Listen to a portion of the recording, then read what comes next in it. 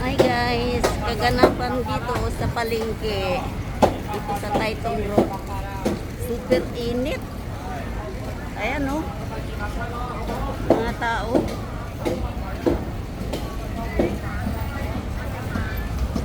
Kapayo nga ako eh. Galing ako sa clinic.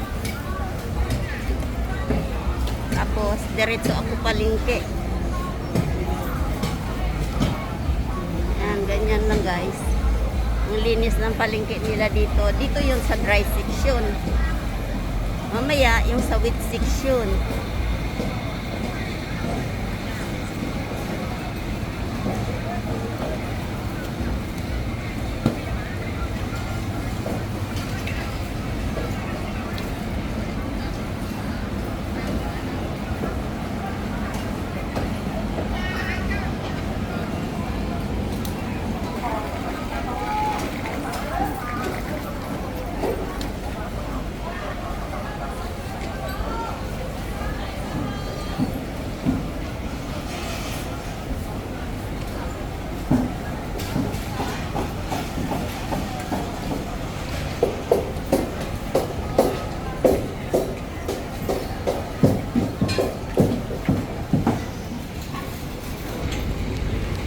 Ito naman guys, yung sa wet section.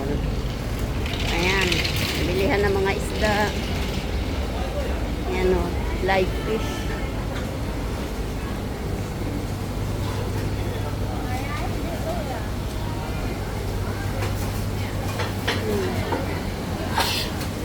Ayan o. Mahilig kasi sila sa buhay. Buhay na isda.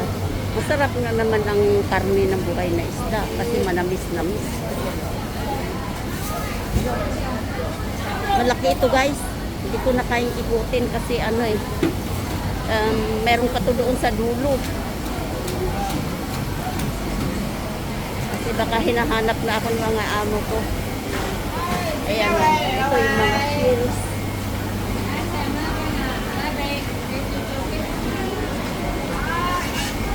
Ayan o, yung buhay na hipon.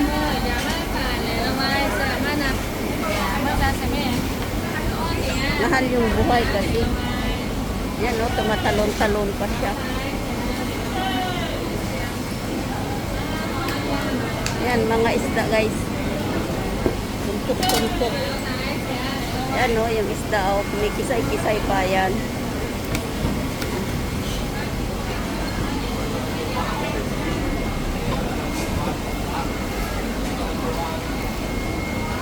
Daming tao.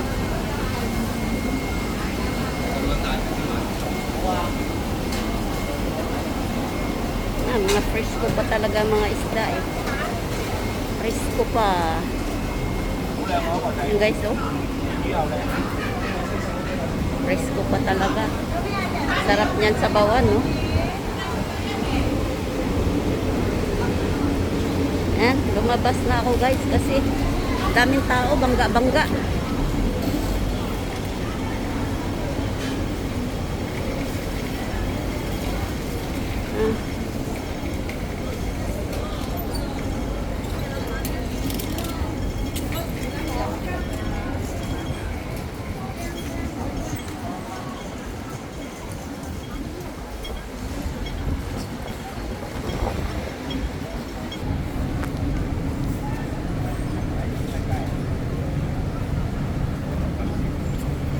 Ang laking palengke nito.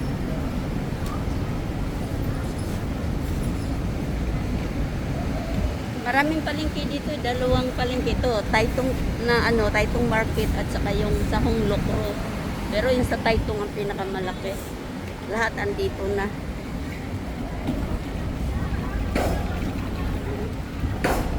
Ayan, pasakay na ako ng bus guys. Kasi alam mo na, ano lang nagpakuha lang ako ng dugo. Kaya paalam lang ako. Sabi ko sandali lang. Kaya ganun.